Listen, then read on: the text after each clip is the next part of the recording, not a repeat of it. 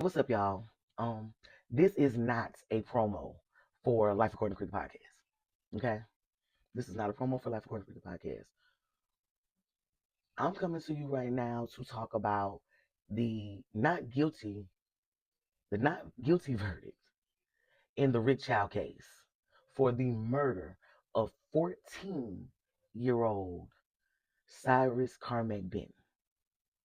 14. For those of you who, hell, life just be lifing, right? And you just don't keep up with what's going on in the news. Back in 2023, back in 2023, um, the news hit that a store owner in Colombia had shot a 14-year-old boy because he stole a bottle of water. That was the original story. That was the original story. And with it taking place in Colombia, I actually live about an hour from Colombia. With it taking place in Colombia, the news spread throughout the state fast. Like it was on our 11 o'clock news. So that's the original story. Immediately, there is community outrage. There is picketing. There are protests near and around the actual store, as it should have been. Because in what world does stealing a teenager stealing a bottle of water warrant gunplay? And I can tell you, the general consensus when we all heard it was, oh, that store owner going to jail. He going to jail. They're gonna put him under the jail. He going to jail. Fast forward maybe 3, 4 weeks, the story is still getting coverage. And of course, just like when there's any type of shooting, crime, any crime in general, where it's not black on black, it's not white on white or whatever, with it being someone black and anybody of any other race. Now they have released a part of the story where they say that 14-year-old Cyrus Carmack-Belton, had a firearm in his book bag. That was the story. That was what came across on the news. Now, mind you, this was back in 2023. So, of course, with the way that news moves these days, there's going to be some parts missing. But he had a firearm in his backpack.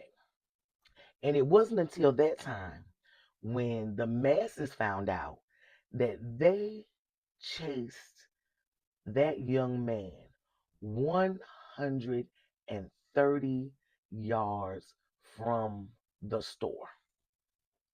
130 yards from the store. And I know that a bunch of y'all are thinking, Crystal, that's not really that far. It's not really that far. You want to know how far that is? You want to know how far 130 yards is? 130, there are running backs in the NFL, past and present, who hold NFL records for running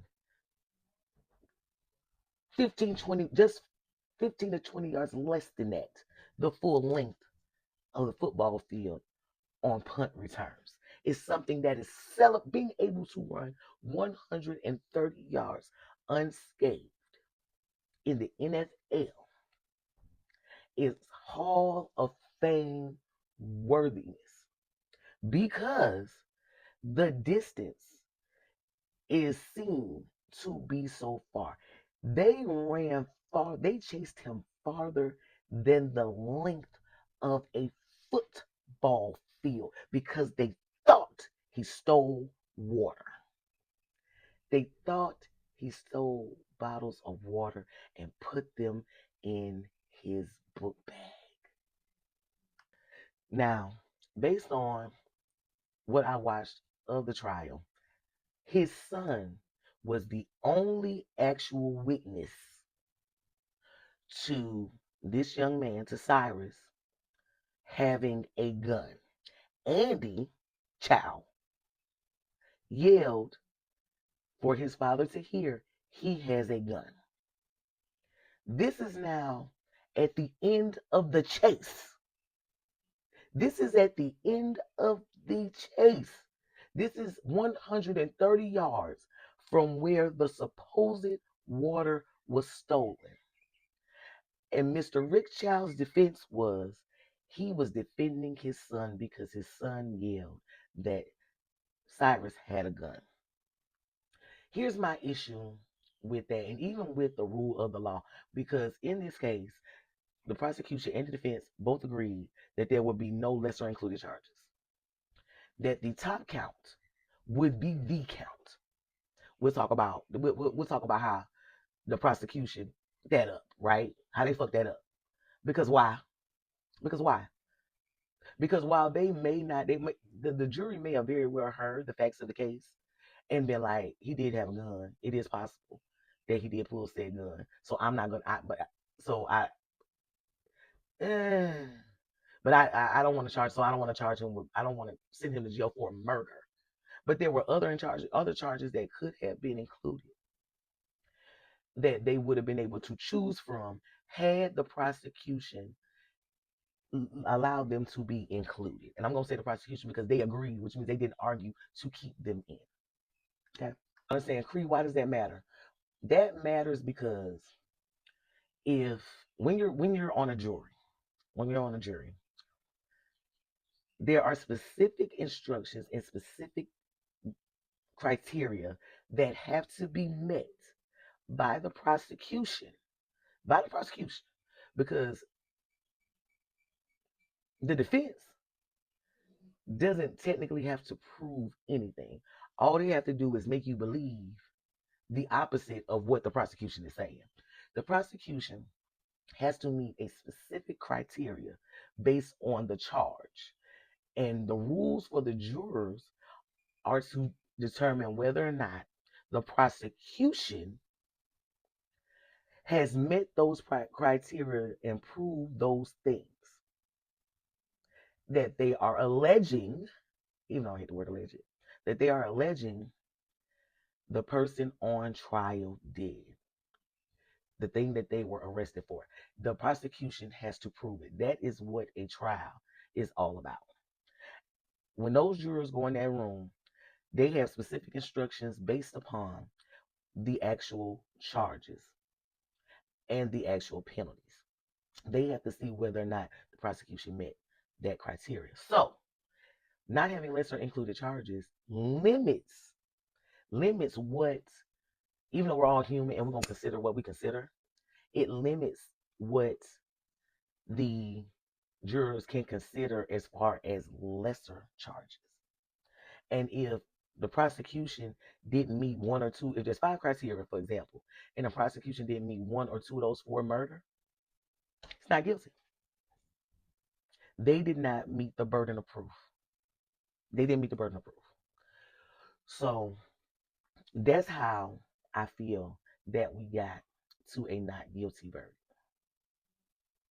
Because somehow the jurors in that room could not find the intent. They couldn't find the intent in what they didn't believe that Rick Chow ran out of the store with the gun with the intention of shooting Cyrus, 14-year-old Cyrus. That I feel in my bones that my bone, my spirit, my soul, that is the reason why they did not find him guilty. Because the prosecution was unable to prove that he left the store with the intention of murdering that baby. Let me tell you what I think. What I think happened. Not exactly sure. I could have googled it, but not exactly sure of Rick Chow's age, right? But let's go back to my football point. And how unnatural or how big it is for someone to run 130 yards. Let's keep that in mind, right? With what I'm about to say. I don't know Rick Chow's age, but there is universe, no universe, no space, no time where I believe that Rick Chow ran 14-year-old Cyrus down 130 yards. There is no universe, no timeline where that was ever, or ever will be the truth. Okay, that's not true. That's not true. Mm-mm. The only way that that is possible is if Cyrus, 14, the 14-year-old, 14, think about 14, 8th, 9th grade, 8th, 9th grade. That's the only way that was possible is if Cyrus if it was a light jog. If it was a light jog. Okay. Um, Number two, that's the number one thing. There's no way that happened. Do I believe that his son Andy Chow possibly could have ran him down 130 yards? Well, yes, absolutely. And I guarantee that he was the one who actually ran him down. I'm still not seeing a rundown though. Even with that, I see in my mind him running out of the store. He's gone. A delay. And then them proceeding to leave the store behind him and Cyrus stopping. I see them catching up to Cyrus and the son being the one to immediately approach him or to get to him. Even if it was a foot chase, the daddy would have never got there at the same time as the fucking son. They ain't no goddamn way. And let me be clear about something. Because see, people outside of South Carolina, when y'all think of South Carolina, you're thinking dirt roads, woods, dogwood trees, cotton and tobacco fields. Columbia, South Carolina is not that. That is not count. So think about 100 yards in city blocks, because that's the city. They weren't on the outskirts at a gas station in the woods and he went and ran behind him down the highway. No, no, no, no, no. This was in the city. Park Lane is in the city. Columbia is the city. Columbia looks like any other major capital city in any other state. In any other state. So 130 yards across city blocks. City blocks. Y'all really think Rick Chow went and ran 130 yards? That he ran 130 yards? Then the fact that they did not say that there was any type of scuffle. By Andy's own testimony, there was no scuffle. He yelled, he has a gun, and his dad shot the boy. My question is, if the original, not even a question, my statement is, if the original thought, if the original reason for leaving the store was that you thought that boy stole 4 bottles of fucking water, and that boy looks like a boy. He don't look like no man. He don't look like no teenager. He don't look like that boy, that Cyrus Carmack-Belton looked like a little boy. He looked like a little boy. If you thought, if they thought that he stole 4 bottles of water and put them in his book bag, and he ran out the store, for me, the intent to kill was the fact that Mr. Rick Chow left the store with a gun. The fact that he left the store with a gun at all. A kid stole some water from your store and your thought is, let me grab the blicky, let's go. Let me grab it. You went to go, even if he had the gun in the store for safety. As soon as he walked outside of the store, that gun was no longer for store safety. That gun was for murder. And I hate the fact I would love to hear from the jurors. I would love to hear from the jurors. But with the way that people get down around here, we'll probably never get any interviews. But I would love to hear from the jurors to get like some type of explanation for how they came to the conclusion. If the gun was for store safety, when the gun left the store, it was no longer for gun safety. It was no longer for store safety. In my opinion, leaving the store shows disregard not only for Mr. Rick Chow's safety, but for his son's safety. Neither one of them gave a fuck about safety. Neither one of them gave a damn about safety at all once they left that store behind that boy. They didn't give a fuck.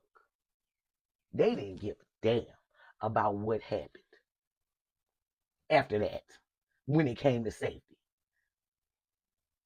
And even if the son was too young to appreciate what was happening in that moment, Rick Chow definitely should have. Rick Chow definitely should have. But in closing, the world is what the world is. The world is what the world is. People are who people are. And unfortunately, you can't look at a person and simply be able to tell what type of person they are, right? That's not the way that I live my life. And I would never encourage for people to do that because for years, hundreds of years, we have begged, pleaded, fought, died, arguing that point that people should not judge others strictly on how they appear, how they look. We've argued that point. So I won't do that, but I will say this.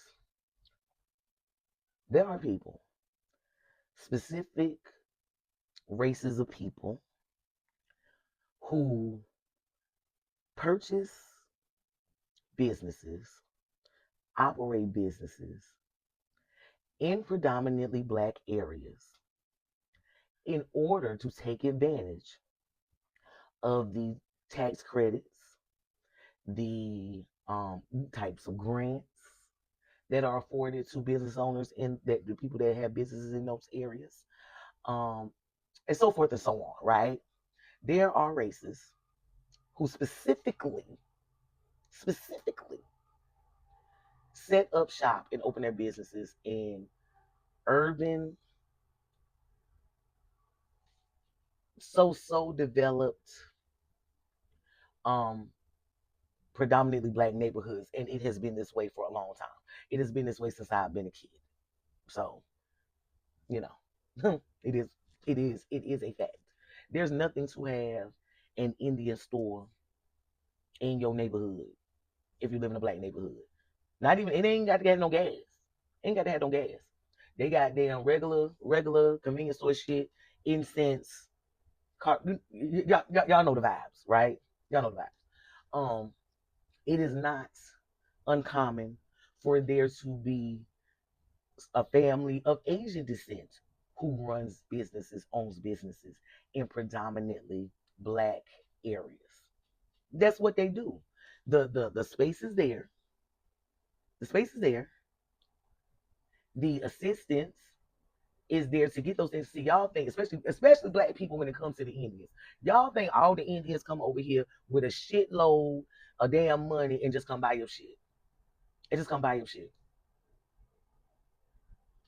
Make this make sense. Your favorite Indian store that you go to. Favorite Indian store you go into. Okay. They have a business. Everybody goes there because it's right there. You can walk there. You can skip there. You can hop there. It's right there. The people that work in there are pretty cool. You know, whatever, whatever. These people are always taking vacations, going back home, and they're always sending their family back home money. Y'all don't fucking listen. Y'all be there talking to people and don't be listening because you just be so fascinated with the accent. They're able to do that because they were able to get that business and operate that business, and even that sometimes probably save that business based upon things that were put into place in order to assist black people who want to own businesses, operate businesses. But because they fall under person of color, they were able to take advantage of that, and your black ass can't. Your black ass ain't even thinking about it like that. You're not thinking about it like you could have done the legwork. You, a lot of these people, a lot of these different, they're not college educated. They don't have business degrees. They don't. They don't. Y'all think these people have things that they don't have. They come here, take advantage of the government assistance that was only put in place for us who were born and raised here. They come here, take advantage of that. Then they send their kids to college. They send their kids to college off of your dollars, off of your black dollars. And at this point, the way that these stores and stuff run, it'll be damn near impossible not to be giving someone of color who's not your color in your vicinity money. It'll be nearly impossible. Like the people that jumped online talking about, so we got to stop giving them our black dollars. Where you going? Whose store we going to? Whose store are we going to? It comes to a point where it's not even about that. It's about requiring them to be in community with the communities that they want to make money from. Requiring them to be in community. And if you won't be in community, because the Chows clearly were not in community. They over there running a business because they got the business for cheap and they making money and terrified to fucking be there. Terrified every fucking day to be there. Every crime against a black man or woman that I have been privy to since the 80s has been because someone else, either with no color or of another color, is fucking scared. Fucking scared. You're in black spaces getting money, time from black people and terrified of said people. Terrified of the people. They are always and will always. The reason why the people, the reason why the people of the other people of color, the POCs, because I'm not a POC, I'm black. I'm not a person of color, I'm black. The reason why the people of color have a fear is because when they come here, or even if they've been raised here, they've been raised to specifically aim for a proximity to whiteness. That's the goal. To emulate white people enough so that they can have what well-to-do or prominent white people have. Because a redneck is a redneck. Nobody's aspiring to be a fucking redneck. Nobody. But when they come here, or even once they get here and they start to raise their children, that is how they are raised. And with that, they acquire and latch on to the same principles as white people because the goal is to be accepted. Because they think that if they're accepted, they have what white folks have. And that's where the fear comes from. If these white people don't fuck with the black people, we can't really fuck with the black people either. And if we do, we're just going to do it enough so that they'll fuck with us and come to our business and make us money for us to send back home. In closing, rest in peace. Because say his name, rest in peace to 14-year-old Cyrus Carmack-Belton. Rest, understanding, and peace to his entire family. Because having a son myself and my love for kids overall in general, all of this breaks my heart. Because I know people who have gone to jail or even fighting cases for less, right? So, to the family of Cyrus, we all support you all. You are in the prayers of us all, including myself, for peace of mind and balance of spirit, peace of heart. To the community, to the community, the kids that knew him, the people in his neighborhood that knew him. Peace to all of you. And just know that you never forget hurt. You never forget hurt. And hurt isn't designed to disappear. What it is a reminder. Not a reminder of what happened, but a subtle reminder of what to avoid. And finally, if you like this video, please, please, please, get it over to who it needs to see. Because there are so many young men, young women, because that are now 15, 16 years old. We're 13, 14, 17 years old now. That were 13, 14 when this happened, that need us and need our help. And this is not something that should be easily or quickly forgotten. Not only within our state of South Carolina, but throughout the U.S. That's it, y'all. I'll see y'all later.